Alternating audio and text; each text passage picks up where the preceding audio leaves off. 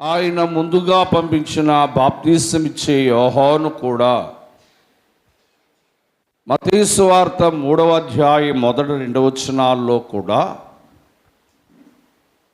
పరలోక రాజ్యము సమీపిస్తూ ఉన్నది, మారు మనస్సు పొందుడి అని ప్రకటన చేశాడు. మత్తయి సువార్త 4వ అధ్యాయం 17వ వచనములో యేసుక్రీస్తు ప్రభు కూడా అప్పటి నుండి పరలోక రాజ్యము సమీపిస్తున్నది కనుక మారు మనస్సు పొందుడని చెప్పుతున్నాడు. దేవుని బిడ్డలారా, అలాగే అపోస్తలుల కార్యగ్రంథం 2:28లో కూడా పేతురు అంటున్నాడు, 2:38 పేతురు, మీరు మారు మనస్సు పొంది పాప క్షమాపణ నిమిత్తము. ఏమండి, ఇక్కడ వాక్యం వింటే అందరూ మారు మనస్సు పొందాలని దేవుడు ఆజ్ఞాపించాడు. ఇది దేవుని ఆజ్ఞ. అయితే బాప్తిసం ఇచ్చే యోహాను ప్రభు అయిన యేసుక్రీస్తు ప్రభువారు కూడా ఆయన శిష్యులైన పేతురు, శిష్యులైన వారు కూడా మారు మనస్సు పొందండి, దేవుడు మీకు ఆజ్ఞాపిస్తున్నాడు, మారు మనస్సు పొందండి అని దేవుడు మనల్ని హెచ్చరిస్తుండగా యేసు ప్రభువారు మొట్టమొదటి బోధ మారు మనస్సు పొందండి అనే బోధ. మారు మనస్సు పొందండి అని చెప్పారు. స్నేహితులారా, దేవుడు వాక్యములో మనం చూస్తే 2వ పేతురు పత్రిక 3వ అధ్యాయము 2వ పేతురు పత్రిక 3వ అధ్యాయము 9వ వచనములో కూడా కొందరు యేసు ప్రభు యొక్క రాకడ ఆలస్యమని ఎంచుకున్నట్లు ప్రభు తన వాగ్దానమును గురించి ఆలస్యము చేయడు గాని ఎవరు కూడా ఈ లోకములో నశించిపోకూడదని అందరూ మారు మనస్సు పొందాలని దేవుడు కోరుతున్నాడంట. దేవుడు కోరిక ఏంటంటే, మనకు కూడా చాలా కోరికలు ఉంటాయి. స్నేహితులారా, ఇల్లు కట్టుకోవాలనో, వస్తువు కొనుక్కోవాలనో, పెళ్లి చేయాలనో, లేకపోతే భర్త మారాలనో, బిడ్డలు మారాలనో ఏవో రకమైన కోరికలు మనం కలిగి ఉంటాం. దేవునికి కూడా ఒక కోరిక ఉందండి. ఏంటంటే, మనుష్యులందరూ మారు మనస్సు పొందాలని దేవుడు కోరుతున్నాడు. మనుష్యులందరూ మారు మనస్సు పొందాలని దేవుడు కోరుతున్నాడు. స్నేహితులారా, దేవుడు నీ కోరిక తీరుస్తున్నప్పుడు, దేవుడు నీవు కోరినది అనుగ్రహిస్తున్నప్పుడు, దేవుడు నీ కోరికను సఫలపరుస్తున్నప్పుడు మనం కూడా దేవుని కోరికను తీర్చాలి. పిల్లరా, ఆయన కోరేది ఏంటంటే, లోకములో ఏ మనుష్యుడు నశించిపోకుండా మారు మనస్సు పొందాలి అని ప్రభు కోరుతున్నాడు. మరి చాలామంది అంటారు, మేము మారిపోయామని అంటారు. మనిషి మారారా, మనస్సు మారిందా అన్నది మనం ఆలోచన చేయాలి. ఏదో లోక సంబంధమైన ఆచారాలు, లోక సంబంధమైన కట్టుబొట్టు, లోక సంబంధమైన పద్ధతులు మానేస్తే నువ్వు మారిపోయినట్టు కాదు. నీ మనస్సు మారడం అంటే ఏంటంటే, చక్కగా చెప్పాడు అపోస్తలుల కార్యగ్రంథం 8:22. అపోస్తలుల కార్యగ్రంథం 8:22 అంటాడు దేవుడు, నీ చెడుతనము మానుకొని, మారు మనస్సు అంటే ఏంటంటమ్మా, చెడుతనాన్ని మానుకోవాలి. మారు మనస్సు అంటే ఏంటంటే చెడ్డ అలవాట్లు మానుకోవాలి. మారు మనస్సు అంటే ఏంటంటే చెడ్డ మాటలు మానుకోవాలి. మారు మనస్సు అంటే ఏంటంటే చెడు స్నేహం మానుకోవాలి. మారు మనస్సు అంటే ఏంటంటే చెడు ప్రవర్తన మానుకోవాలి. నీలో చెడ్డ మాటలు ఉన్నా, చెడు గుణం ఉన్నా, చెడ్డ ప్రవర్తన ఉన్నా, నీకు చెడ్డ అలవాటులు ఉన్నా నువ్వు మారినట్టు కాదు. నువ్వు దేవుని సన్నిధిలో మనిషివైతే మారావు, కానీ నీ మనస్సు మారలేదని అర్థం. మారు మనస్సు పొందడం అంటే ఏంటంటే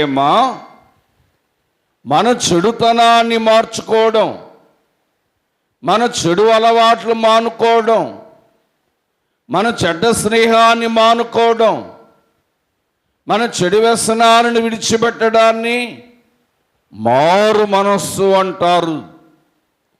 మరి సమయాన్ని బట్టి నేను చెప్తాను, మారు మనస్సు పొందకపోతే ఏమవుతుంది, మారు మనస్సు పొందితే ఏమవుతుంది, మారు మనస్సు పొందకపోతే ఏమవుద్ది, మారు మనస్సు పొందితే ఏమవుద్ది?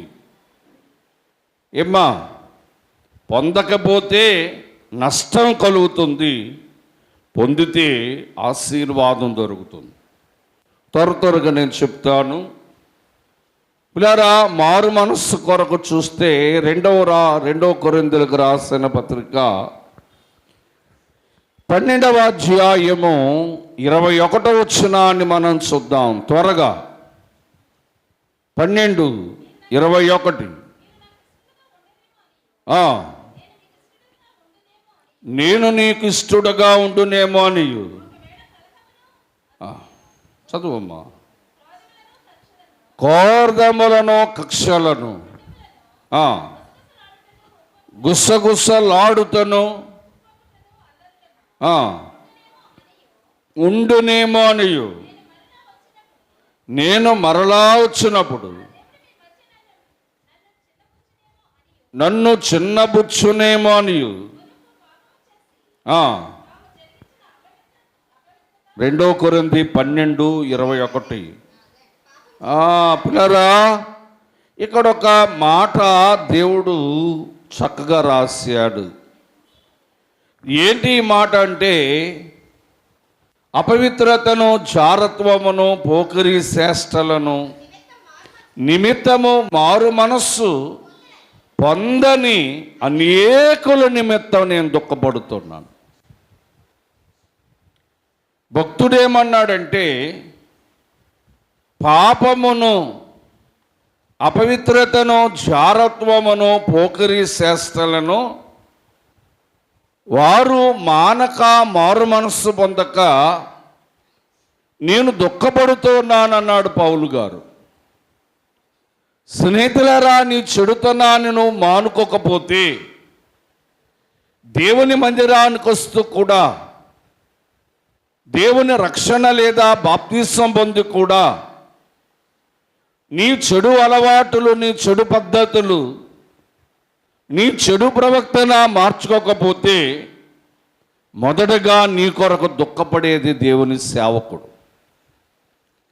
ఎందుకు సేవకుడు దుఃఖపడతాడు అంటే, అయ్యో, వాక్యాన్ని బోధిస్తున్నా, వాక్యాన్ని వింటున్నారు, ప్రార్థనలు చేస్తున్నారు, మందిరాలకు వస్తున్నారు, ప్రభుబోధన సంస్కారం పుచ్చుకుంటున్నారు, కానీ వీరిలో జారత్వం కానీ, పోకిరీ చేష్టలు కానీ, పాప లక్షణములు కానీ, చెడుతనము కానీ మార్చుకోలేదు అని చెప్పట సేవకుడు దుఃఖపడేవానిగా ఉన్నాడు.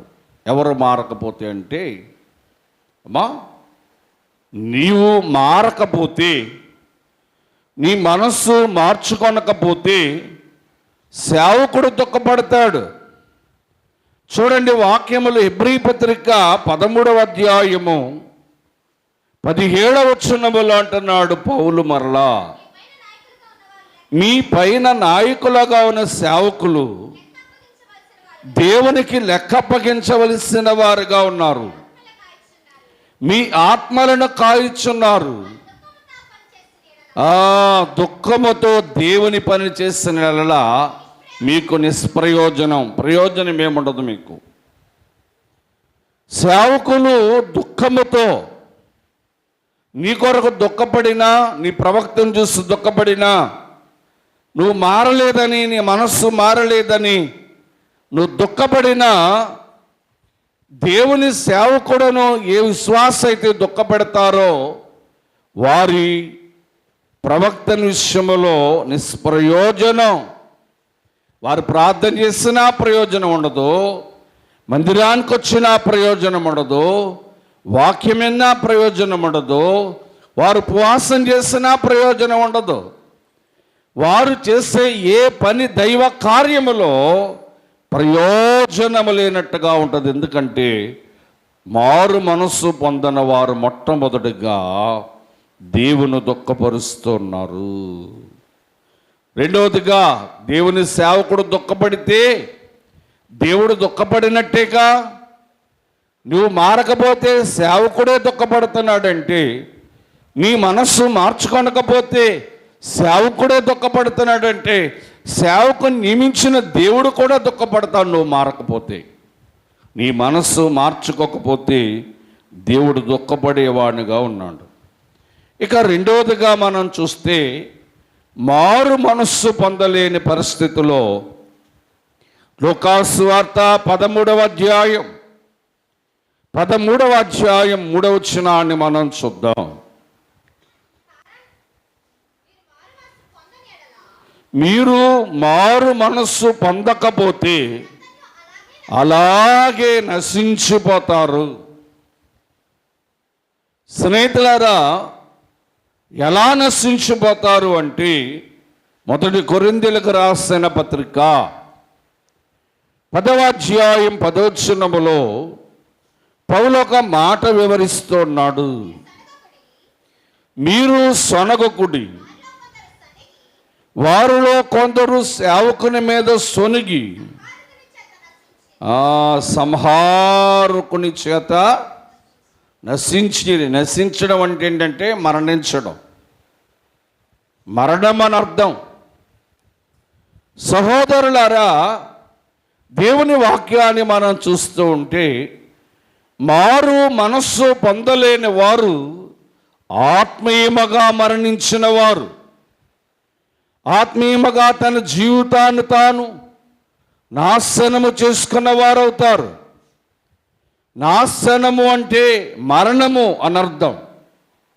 నిజమే, మరణం అంటే శరీర సంబంధమైన మరణం అనుకుంటున్నారేమో, కానీ దేవుని వాక్యములో ఒక మాట అన్నాడు, అగ్నిగుండములో పడవేయబడుట రెండవ మరణము అన్నాడు.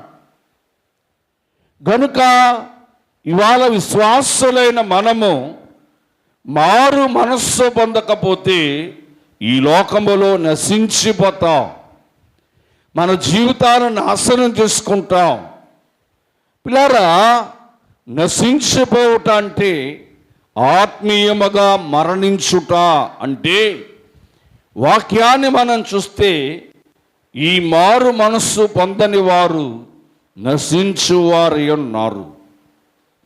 ఇక మారు మనస్సు పొందని మూడవదిగా మనం చూస్తే, రోమాపత్రిక 12వ అధ్యాయము స్నేహితులారా 4-5 వచనాలు మనం చూద్దాం. ఒక శరీరములో అనేక అవయవములుండెను.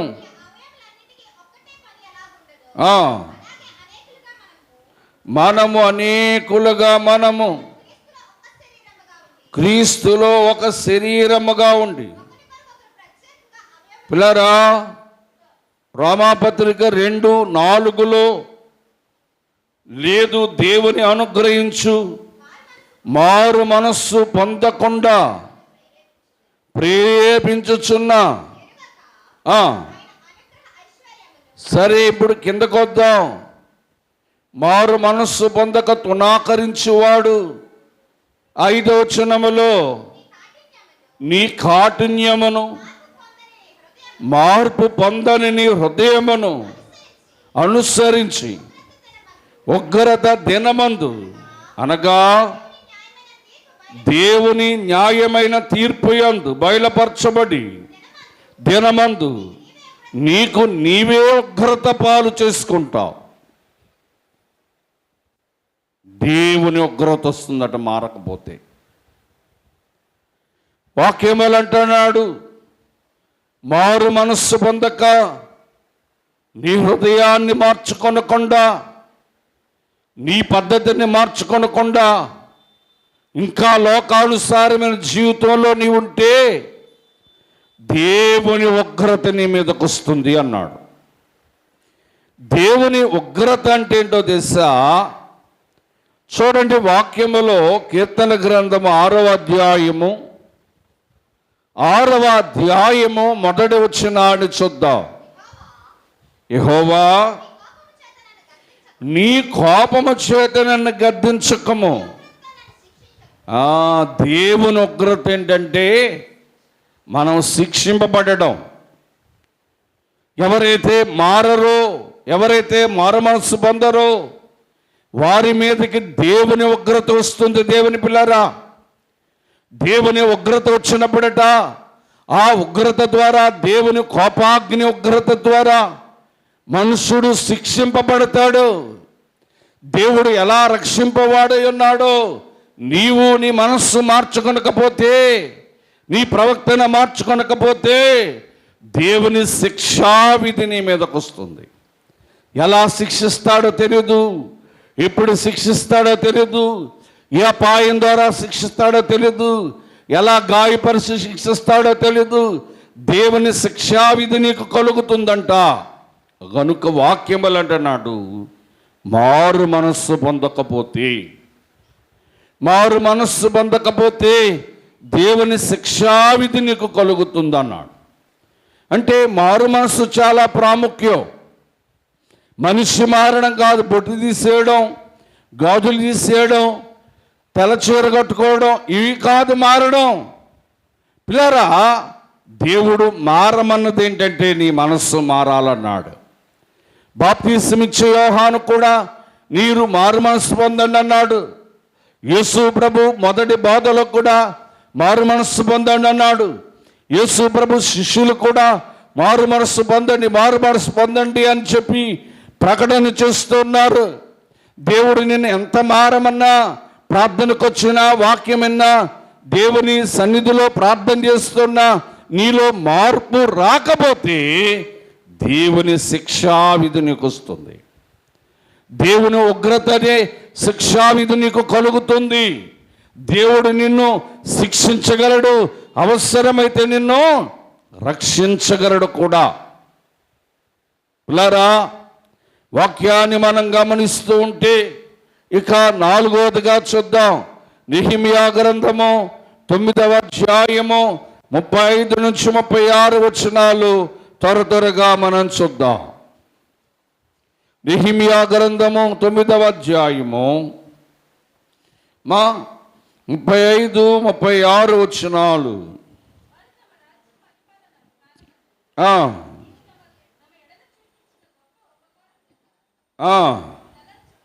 తలంచక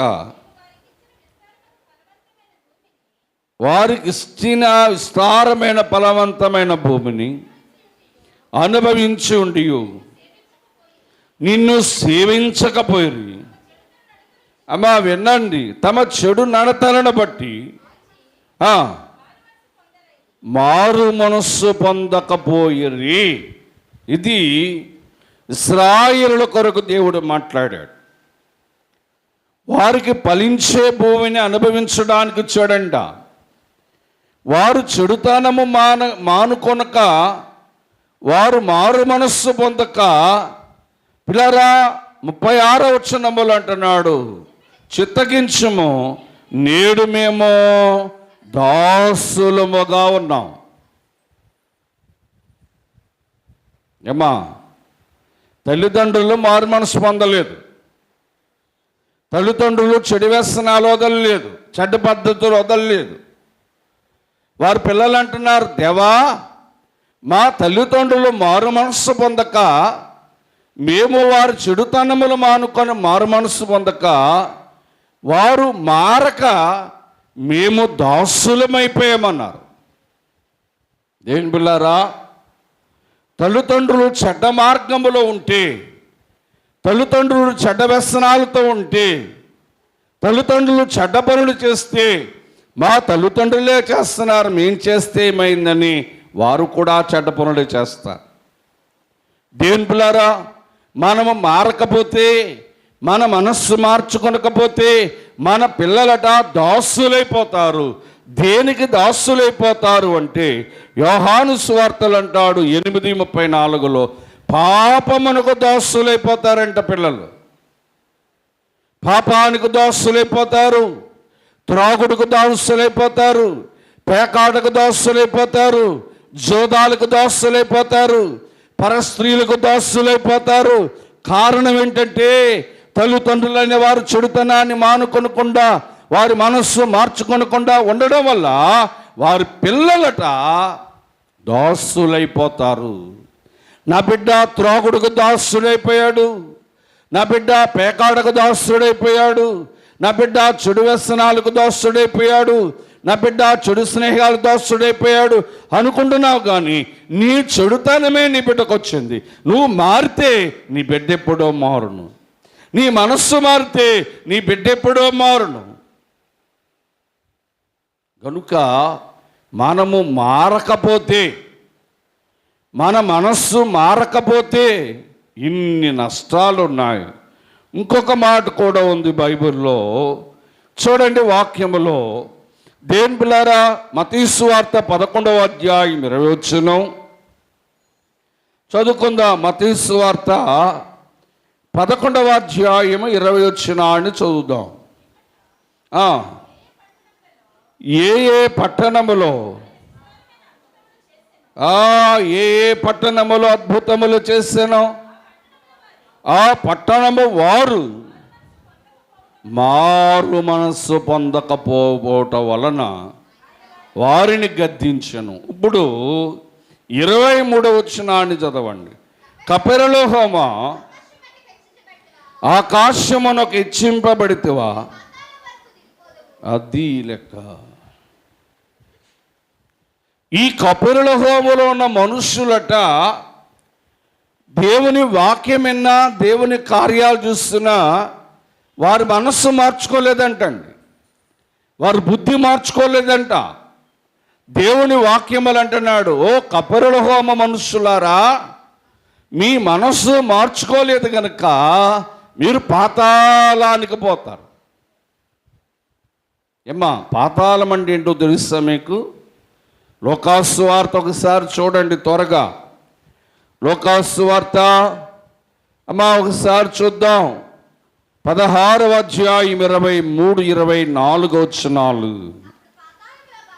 అప్పుడు పాతాళములో ధనవంతుడు బాధపడుతూ ఆ కనులెత్తి దూరము నుండి అబ్రహాము తన రొమ్మున ఆనుకొనిన లాజరును చూసి, తండ్రి అయిన అబ్రహామా, నా యందు కనికరపడి తన వేలుకొన నీటిలో ముంచి నా నాలుకను చల్లార్చమను.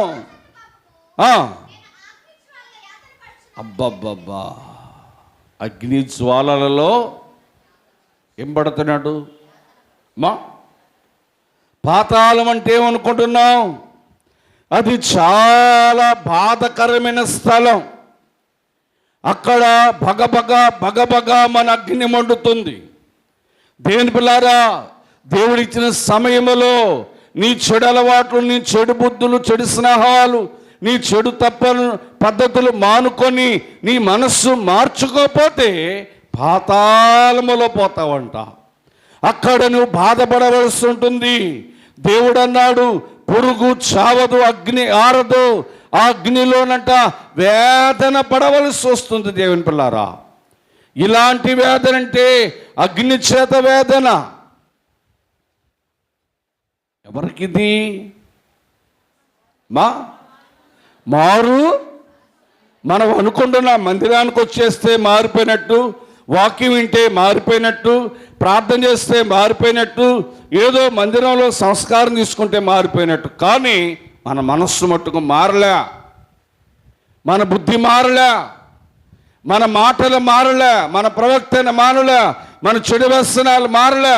దేవుడు హెచ్చరిస్తున్నాడు, నువ్వు మారాలని, నువ్వు నశించిపోకూడదని, నా ఉగ్రత నీ మీదకి రాకూడదని, నువ్వు పాతాళ గుండములో అగ్నిలో కాలకూడదని దేవుడు మరి మరి మరి మరి నిన్ను హెచ్చరిస్తున్నాడు. ఏమనంటే నువ్వు మారు, నీ మనస్సు మార్చుకో, నీ మనస్సు మార్చుకో.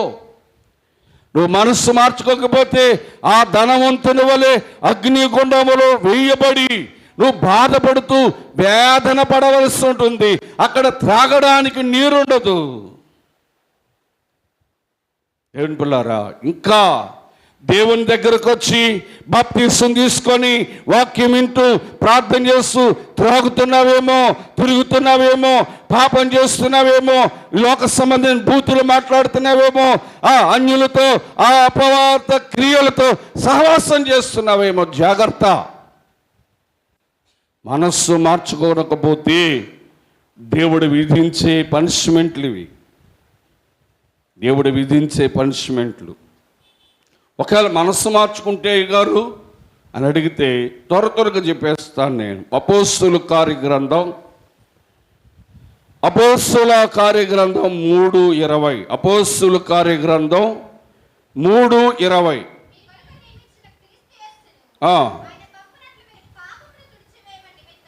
పాపములు తుడిచివేయు నిమిత్తము, దేవుని స్తోత్రం, మారు మనస్సు పొందితే పాపాలు తుడిచేస్తాడు దేవుడు. ఏమండి, గుడంతా శుభ్రంగా తుడిస్తే ఎలా ఉంటుంది? మాట్లాడతలేదు ఏంటండి? ఎప్పుడైనా చూసారా మీరు? ఎప్పుడైనా చూసారా చీపురు కట్టుకొని? అంటే శుభ్రంగా వచ్చి ఉంటే కూర్చుంటారు అంతే, తొడవరు. దేవుని వాక్యములో ప్రభు అంటున్నాడు, నువ్వు మారు మనస్సు పొందితే నీ మీద ఉన్న పాపములన్నీ, నీవు చేసిన పాపములన్నీ, నీవు పూర్వకాలం ప్రభువులో రాకముందు చేసిన పాపములన్నీ కూడా దేవుడు తుడిచివేస్తాడట. ఏమంటే ఏం చేస్తాడు? తుడిచివేస్తాడు. పాపములు తుడిచివేస్తే అప్పుడు మనం ఏమవుతామంటే శుద్ధిగా కనబడతాం, మనస్సు శుద్ధీకరింపబడుతుంది. దేవుని పిల్లారా, పాపమనడే వచ్చు జీతం మరణం, పాపము ద్వారా మరణం వస్తుంది కనుక నువ్వు మారు మనస్సు పొందడం వలన పాపాలు తుడిచివేయబడతాయి. ఒకానొక రోజు యేసు ప్రభువారు దేవాలయంలో ఉన్నాడు. దేవాలయంలో ఉంటే ఒక పాపము చేసిన స్త్రీ పట్టబడింది. ఆయన దగ్గర తీసుకొచ్చారు. తీసుకొని వచ్చి యేసు ప్రభువా ఈమె పాపము చేస్తూ పట్టబడింది, ఈమెను రాళ్లతో కొట్టి చంపేస్తాం అని అన్నారు. అనగానే యేసు ప్రభువారట అక్కడికి వచ్చిన చిన్నపిల్లవాడి మొదలుకొని పెద్దవాడి వరకు కూడా వారి వారి పాపములు నేల మీద రాస్తున్నాడు. అయ్యో యేసు ప్రభువారు నా పాపం రాస్తున్నాడని చెప్పి వారు రాళ్ళు పడవేసిపోయారు. ప్రతి వారి పాపాన్ని రాశాడు. ప్రతి వారి పాపాన్ని నేల మీద తన వేలుతో రాసి ఆ పాపాన్ని తుడిచేశాడు. నువ్వు మనస్సు మార్చుకుంటే, నీ పద్ధతి మార్చుకుంటే, నీ బుద్ధి మార్చుకుంటేనంట నీకు కలిగే ప్రయోజనం ఏంటంటే నీ పాపములు తుడిచివేయబడతాయి. రెండవదిగా మనం చూస్తే లూకాసు వార్త 17వ అధ్యాయం 3-4 వచనాలు కూడా చూద్దాం. ఈ విషయము మీరు జాగ్రత్తగా ఉండు. మీ సహోదరుడు తప్పిదము చేసినడలా అతన్ని గద్దించుము, అతడు మారు మనస్సు పొందిన ఎడల క్షమాపణిస్తుందంట. స్నేహితులారా, దేవుని వాక్యం అంటున్నాడు, మారు మనస్సు పొందితే దేవుడు క్షమించువాడై ఉన్నాడు. ఏమండి, ఇక్కడ అంటున్నాడు, మీ సహోదరుడని తప్పు చేస్తే ఏమా తప్పు అయింది క్షమించండి అని అంటే నువ్వేం చేయాలంటే వారిని నువ్వు వారిని క్షమిస్తేనే దేవుడు నిన్ను క్షమిస్తాడు. దేవుని వాక్యం అంటున్నాడు, మారు మనస్సు పొందుట వలన క్షమాపణ దొరుకుతుంది. ఎఫెసీయులకు రాసిన పత్రిక 1:7 అంటాడు, మన అపరాధములకు క్షమాపణ, మన పాపానికి క్షమాపణ, మన అపరాధములకు క్షమాపణ ఎక్కడ ఎప్పుడంటే నువ్వు మారు మనస్సు పొందితే. నువ్వు మారు మనస్సు పొందితే క్షమింపబడతావు. నీ అపరాధాలు క్షమింపబడతాయి, నీ పాపాలు క్షమింపబడతాయి, నీ తప్పులు క్షమింపబడతాయి, నీ పొరపాటులు క్షమింపబడతాయి. దేవుడు క్షమించడానికి సిద్ధ మనుష్యుడై ఉన్నాడు. ఇప్పుడంటే నువ్వు మారు మనస్సు పొందినప్పుడు. ఇది రెండవ ప్రయోజనం. మూడవదిగా మనం చూస్తే 2 కొరింథీయులకు రాసిన పత్రిక 7వ అధ్యాయము 10వ వచనాన్ని చూద్దాం. 2 కొరింథీయులకు రాసిన పత్రిక 7వ అధ్యాయం 10వ వచనం, దైవ చిత్తానుసారమైన దుఃఖము రక్షణార్థమైన మారు మనస్సును కలుగు చేయను. మారు మనస్సు దుఃఖాన్ని పుట్టించదట. దేవుని స్తోత్రం, దేవుని స్తోత్రం. మారు మనస్సుంటే నువ్వు దుఃఖపడవలసిన అవసరం లేదు. నీ భర్త కొరకు దుఃఖపడవలసిన అవసరం లేదు. నీ బిడ్డల కొరకు దుఃఖపడవలసిన అవసరత లేదు. నీ అప్పుల కొరకు దుఃఖపడవలసిన అవసరత లేదు. నీకున్న వ్యాధి కొరకు, నీకున్న బలహీనత కొరకు నువ్వు దుఃఖపడుతున్నావేమో. నువ్వు మారు మనస్సు పొందితేనంట దేవుడు నీకు చేసే మేలు ఏంటంటే నీ జీవితంలో దుఃఖం లేకుండా చేస్తాడంట. జీవితంలో దుఃఖం ఉండదు. ఎందుకంటే నువ్వు మారావు కనుక, నీ మనస్సు మార్చుకున్నావు కనుక. ఏ భర్తకైతే ఏ భర్త కొరకు దుఃఖిస్తున్నావో, ఏ బిడ్డలు మారాలని దుఃఖిస్తున్నావో, ఏ వ్యాధి కొరకు దుఃఖిస్తున్నావో, ఏ అప్పుల కొరకు దుఃఖిస్తున్నావో, ఈ దుఃఖమును ఆనందంగా మార్చేస్తారు దేవుడు. ఎప్పుడంటే నీ మనస్సు మార్చుకున్నప్పుడట. నువ్వు మారలేనంత కాలం ఈ లోకములు దుఃఖపడవలసిందే. నువ్వు మారలేదు కనుక నిన్ను బట్టి నీ భర్త మారడు, నిన్ను బట్టి నీ బిడ్డలు మారడు, నీ జీవితం మారదు, నీ బ్రతుకు మారదు కనుక ఈ లోకములు దుఃఖపడవలసి వస్తుంది. దేవుని పిల్లారా, మారు మనస్సు పొందితే మనకు దుఃఖము లేదు, దుఃఖపడవలసిన అవసరత లేదు. ఇది కూడా దేవుడు చేసే మేలు. ఎప్పుడంటే నీ మనస్సు మార్చుకున్నప్పుడు. ఇక 4వది చూద్దాం. లూకా సువార్త 11వ అధ్యాయం 32వ వచనం. త్వరగా 11:32.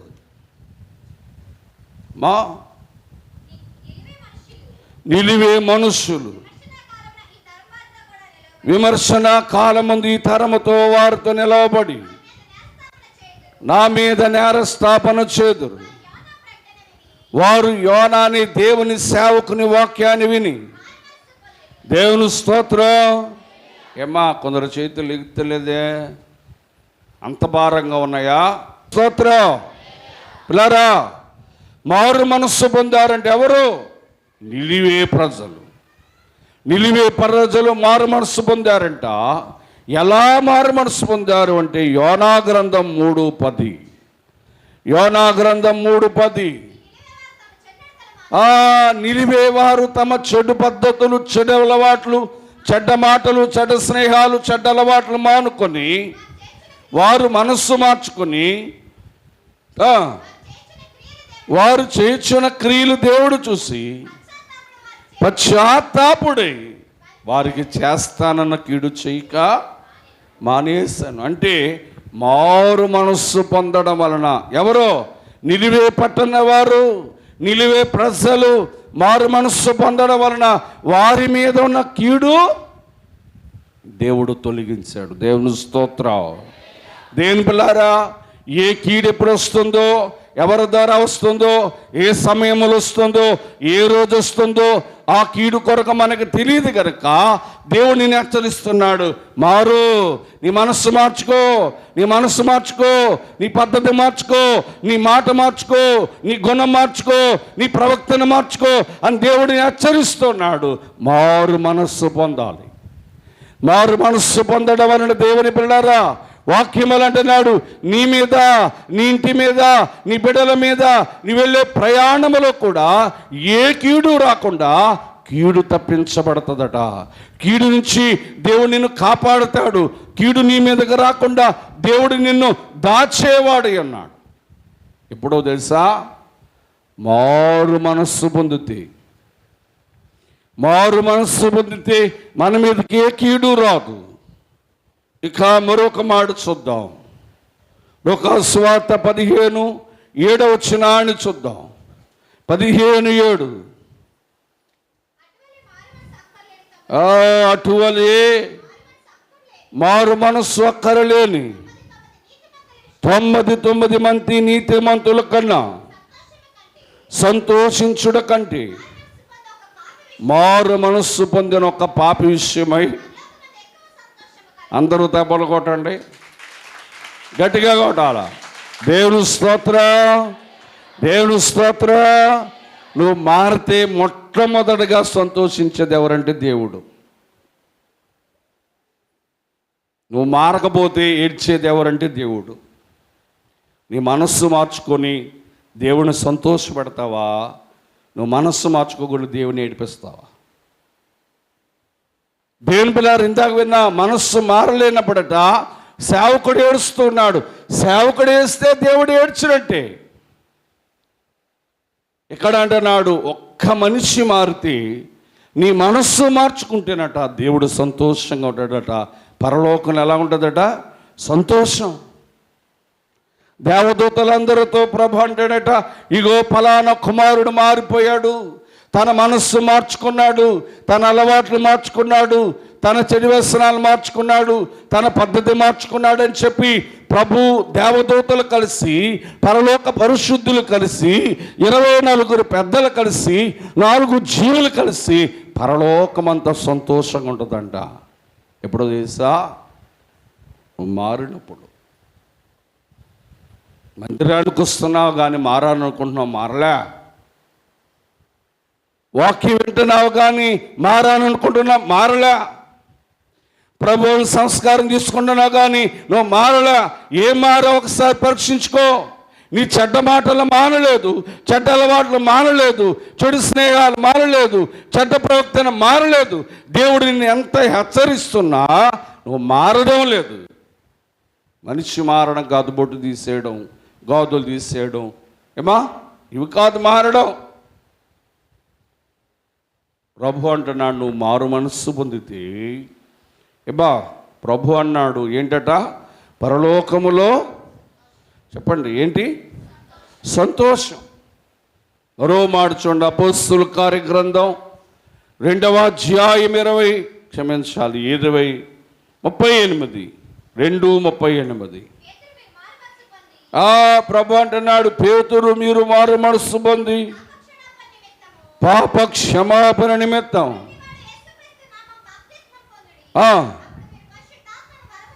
దేవుని స్తోత్రం. ఎంతమంది పొందారు ఈ వారం? సార్ చేయొద్దండి అమ్మా. వాక్యం చదివి వాళ్ళకి ఇస్తాను, సంస్కారం తీసుకున్న వాళ్ళకి ఇస్తాను అన్నాడు ఆ వరం. ఎవరు ఏంటట? మారు మనస్సు పొందితే. ఏమా ఏం పొందితే? మారు మనస్సు పొందితే పరిశుద్ధాత్మ అనే వరాన్ని నీకు ఇస్తానన్నాడు. ఆ వరాన్ని సంపాదించుకోవాలి మనం. దేవుని పిల్లారా, మందిరంలోకి వచ్చడం ద్వారా, వాక్యం వినడం ద్వారా, ప్రార్థన చేయడం ద్వారా, ప్రబోధన సంస్కారపుచ్చడం ద్వారా, ప్రబోధన సంస్కారాలు పాల్గొనడం ద్వారా ఈ వరము నీకు రాదు. మారితేనే వస్తుంది. నీ బుద్ధులు మార్చుకుంటే వస్తుంది, నీ మనస్సు మార్చుకుంటే వస్తుంది, నీ చెడు వ్యసనాలు మార్చుకుంటే వస్తుంది, నీ చెడు పద్ధతులు మార్చుకుంటే పరిశుద్ధాత్మ అనే వరం వస్తుందట. దేవుని పిల్లారా, ఒక విశ్వాసి తన జీవితంలో పరిశుద్ధాత్మను పొందాలి.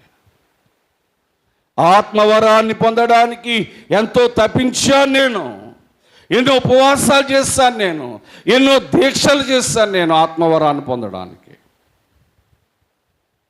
దేవుని పిల్లారా, ఎంతకాలం దీవనాత్మ లేని వారుగా వస్తావు? నా ఆత్మ లేనివాడు నావాడు కాడన్నాడు. పరిశుద్ధాత్మ కడకు రాకడకు సిద్ధపరచునని దైవజనుడు దేవదాసయ్య గారు అన్నాడు. ఓ సంఘమా, నువ్వు మారితేనే కదా, నీ మనస్సు మార్చుకుంటేనే కదా ఆ పరిశుద్ధాత్మ నీకు వచ్చేది, ఆ వరము దేవుడి నీకు ఇచ్చేది. మార్చుకో, నీ మనస్సు మార్చుకోవాలి. ఇక చివరి మాట మత్తయి సువార్త 4:17. మత్తయి సువార్త 4:17 త్వరగా. యేసు ప్రభు అంటున్నాడు, పరలోక రాజ్యము సమీపించింది. దేవుని స్తోత్ర, గట్టిగా దేవుని స్తోత్ర. మారు మనస్సు పొందిన వారికి పరలోక రాజ్యం. ఎవరికండి అమ్మా? మారు మనస్సు పొందిన వారికి యేసు ప్రభు అంటున్నాడు, మారండి మారండి మారండి, మా మనస్సు మార్చుకోండి, అప్పుడు మీకు పరలోక రాజ్యం. ఏమన్నాడు? మారు మనస్సు పొందితే పరలోక రాజ్యం సమీపంగా ఉంది. అంటే మారిన వారు ఎక్కడికి వెళ్ళిపోతారు? మాట్లాడాలమ్మా, చెప్పండి. ఎక్కడికి వెళ్ళిపోతారు? పరలోక రాజ్యానికి వెళ్ళిపోతారు. స్నేహితులారా, మారు మనస్సులో ఇంతటి మర్మం ఉంది. ఇంకా చాలా విషయాలు ఉన్నాయి కానీ నా సమయం అయిపోయింది. ఇంకా బైబిల్లో మారిన వారి కొరకు చెప్పాలి.